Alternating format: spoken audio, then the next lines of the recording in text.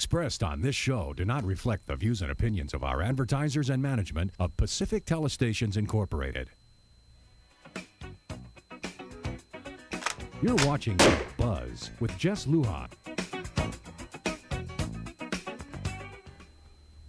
Good evening, Guam. I'm Jess Lujan. Welcome to this edition of The Buzz. Main studio guest tonight, none other than, I wish I would be introducing you as the next speaker of the 32nd Guam Legislature, but Senator Rodriguez, number one vote getter this last election. Hey, congratulations! What a fantastic job you did, and you know, well deserving. You went out there. I mean, you've been hard at work.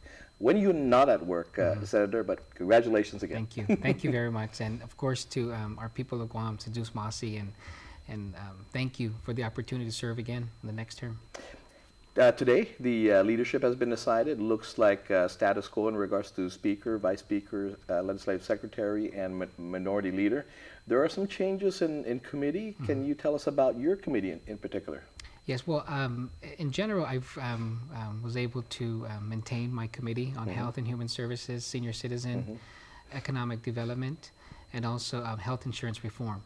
And so we saw that health insurance works, that component should be together with health. And so that's there. And so I'm very excited, you know, because the first 2 years, we've done some work, but more work needs to be done to improve these the services. So it went back from the Committee on Health and Health Insurance back in the 30th and 31st that it was split up, or it was given to one committee, right? Yes, I mean, in the 30th, it was the GovGuam health insurance part was part of the Committee on Health. Okay. This time around, we've included the general health insurance. Okay. And so that's part of Committee on Health. Okay, because actually this is not something, this idea in the 29th Guam Legislature, we broke that up because I had insurance, general insurance basically, and that time we broke it up. The health insurance entity went to the Committee on Health, which was at that time Senator Frank Bloss Jr., who had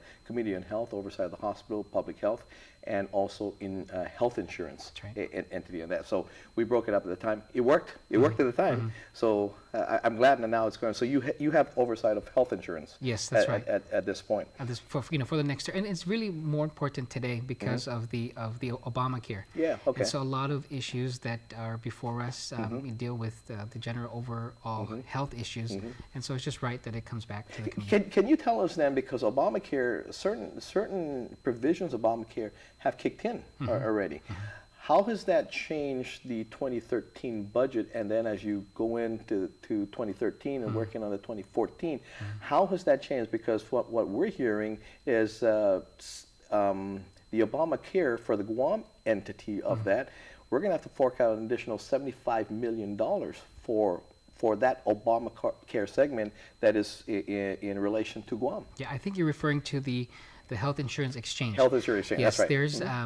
There's there's timelines that we've missed. There's actually a $1 million grant that Guam received that Guam hasn't used. Okay. And we've been trying to push for the administration to use it to see how we can effectively establish an exchange, because you know, the exchange, people have their different opinions of it, but really, I think it's going to be good because it's a one-stop shop for people who don't have access to health care, who could buy one, who could now have the opportunity to buy health insurance coverage. So this $1 million basically is going there to study setting up a health insurance exchange. That's right. Health exchange. Yeah, it's a grant. Oh, it's a grant. Okay, so say the study, say the money's used for a study, but it's not feasible, it can't be done, or it's going to take even more than that. What happens? I mean, if the study comes out and says it's impossible or it can't be done, are we now liable because it can't be done and we can't implement that portion of it, and therefore we're liable to pay that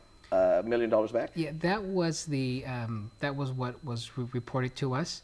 However, we've asked them to please clarify that with Health and Human Services, and if that's the case, we've also asked the Congresswoman's office to get involved and see how those terms can be changed, because a grant is a grant, right? They give you it, and it's supposed to help us be able to set this up. Okay, how feasible then is it for us now? When does that exchange need to be established for Guam to have one, to have that exchange, and the feasibility of that. I know that study, that $1 million is going to go into to conduct that study and look at the feasibility, but just in your assessment, is it feasible? Can we do it? And if we do, 75 million, where are we going to get money that we don't already have at this point? Yeah, absolutely. No, it's can we do it? Yes, I've always my philosophy is anything before us, if we put our minds together, we can do it. A problem, it's some people think it's not solvable. Put our minds together, we can solve it. I know it's a tremendous financial responsibility. However, I think it's much more costlier, much more dangerous if we don't, if we don't put something together where our people now, who like an individual, can't just go into any of the insurance companies now and say, I want to buy coverage for myself.